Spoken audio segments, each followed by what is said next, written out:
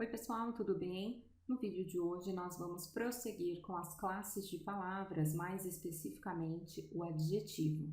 Eu sou a professora Marcela e ao final desse vídeo eu espero que você conheça os pormenores dessa função morfológica.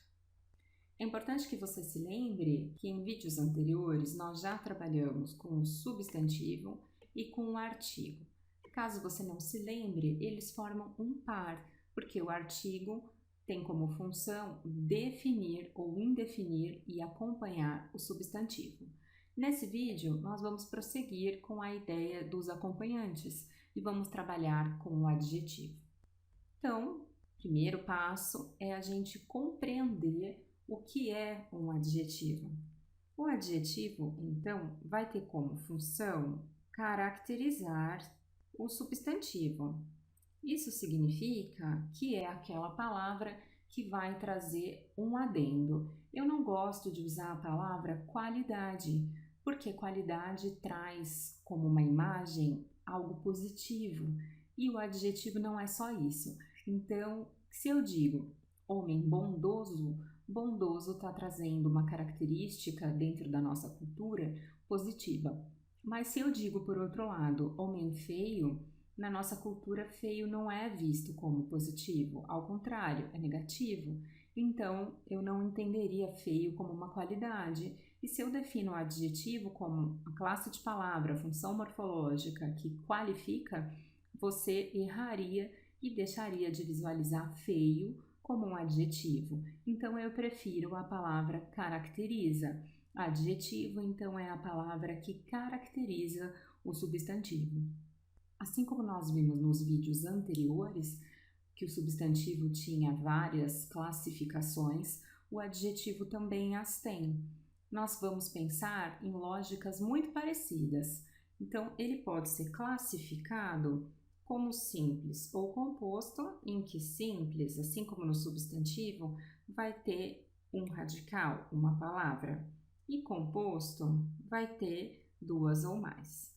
Primitivo é aquele que dá origem aos novos, derivado, aquele que foi originado, muito semelhante ao que nós vimos no vídeo de substantivo. E pátrio é aquilo que traz uma qualidade de uma nacionalidade, uma nação, um lugar.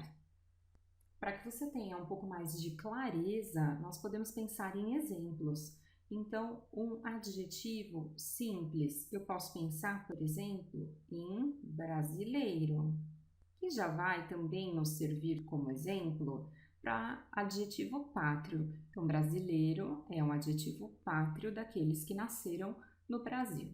E um composto poderia ser, por exemplo, luso brasileiro, tá? Então, quem tem origem portuguesa e brasileira.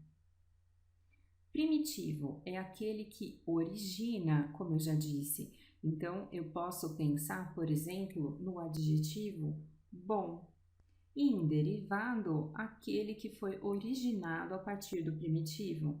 E aqui eu posso pensar em bondoso. E pátrio, nós já vimos brasileiro. O adjetivo, então, qualificando, não necessariamente precisa ser uma única palavra. Isso significa que ele pode aparecer a partir de uma expressão, que a gente vai chamar de locução. Então, o conceito de locução adjetiva é uma expressão formada por mais de uma palavra e que vai ter como papel também estabelecer uma qualidade. Vai ficar bem claro para você aqui na expressão aves noturnas. Então, aves noturnas, em que noturnas é uma característica de aves, eu posso substituir por uma locução. Noturnas, então, pode virar uma expressão formada por duas palavras. Aves noturnas, aves da noite. Percebe, então, como funciona?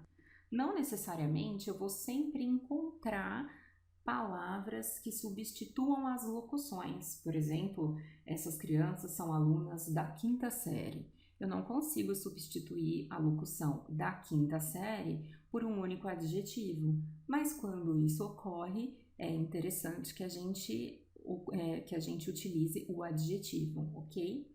Os adjetivos, assim como os artigos e os substantivos, podem ser flexionados em gênero e número. Isso significa masculino, feminino, singular e plural. Então, os adjetivos, quanto aos gêneros, podem ser biformes, ou seja, vão variar em masculino e feminino. E aí eu posso pensar aqui, por exemplo, em belo e bela, né? Então, eu consigo pensar em palavras que vão ter a variação feminino-masculino. Porém, existem aqueles adjetivos que só apresentam uma forma, que vai servir tanto para o masculino quanto para o feminino. Posso pensar, por exemplo, em feliz. Então, homem feliz, mulher feliz. Homem belo, mulher bela. Então, quando eu tenho as duas formas, masculino e feminino, o adjetivo é biforme quanto a gênero. Se ele tem apenas uma, ele é uniforme quanto a gênero. Os adjetivos também variam com relação a número. Eles podem fazer singular e plural. Nem todos os adjetivos vão fazer plural, mas quando houver essa possibilidade, a gente pode fazer essa variação. Então, singular e plural, eu posso pensar, por exemplo, em feliz, felizes, não é? Então, eu consigo pensar nessa palavra como uma variação. Mas se eu penso, por exemplo, na expressão ternos e quero colocar uma cor, por exemplo, cinza, não vai ficar ternos cinzas, vai ficar ternos cinza. Então, nem sempre os adjetivos vão variar, mas eles têm essa possibilidade.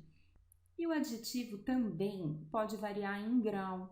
Já ouviu aquela expressão, eu concordo em gênero, número e grau? Só vale para adjetivo, tá? Então, quando for uma qualidade de alguém, você pode concordar também quanto a grau. Em outros casos, essa expressão não faz sentido.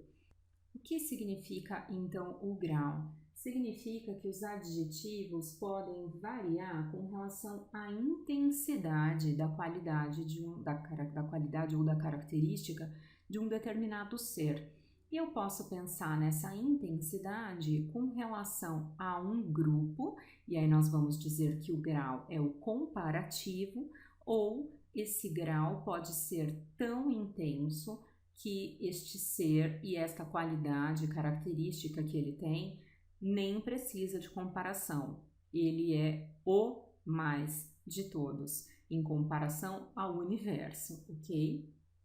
Dentre, então, os adjetivos no grau comparativo, eu posso pensar em comparativo de igualdade, ou seja, eu estabeleço uma comparação por igualdade, por semelhança. Eu posso dizer que essa pessoa é tão bonita quanto aquela, ou eu posso dizer que ela é inteligente igual ao fulano.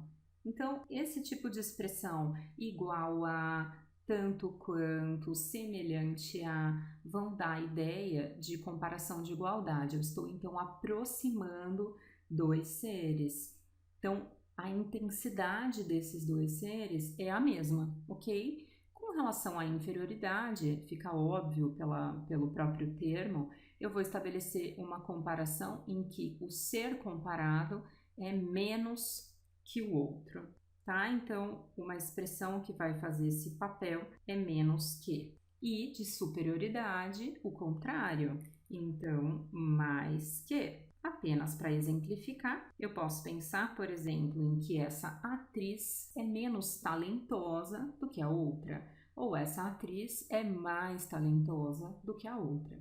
E o adjetivo, quanto ao grau, também pode ser sem comparação, ou seja, quando eu penso no grau superlativo, significa que a intensidade dessa característica, dessa qualidade deste ser é tamanha que eu não vou compará-lo aos demais, eu vou dizer que ele é soberano, tá? Então, o grau superlativo pode ser relativo ou absoluto. Relativo, eu posso dizer, por exemplo, que esse cachorro é o mais bravo da raça. Então, eu estou estabelecendo uma comparação entre o universo todo desse cachorro, mas eu ainda tenho uma espécie de relatividade. Eu só estou comparando dentro da própria raça. Então, a comparação aí seria muito mais relativa do que no caso anterior. Então, esse exemplo que eu dei do cachorro, né, de ser o mais bravo da raça, eu não estou dizendo que ele é o mais bravo de todos os cachorros do universo. Estou dizendo que ele é o mais bravo dentre todos os exemplares daquela raça. Se for, por exemplo, um pitbull, então, dentre o universo dos pitbulls, ele é o mais bravo. E o absoluto não vai compará-lo com ninguém, é o mais bravo. E aí, esse absoluto pode ser feito por meio de uma expressão ou por meio de uma única palavra. Então, eu posso pensar em o mais bravo, super bravo ou ainda bravíssimo, tá? Então, são aquelas expressões até engraçadas, né? Como magérrimo, paupérrimo, que são derivadas do latim, ok? Então, os adjetivos podem variar em gênero, número e grau. Eu espero que você tenha compreendido o conceito e as possibilidades de classificação e variação. Eu vou ficando por aqui e te encontro na próxima função morfológica. Até lá!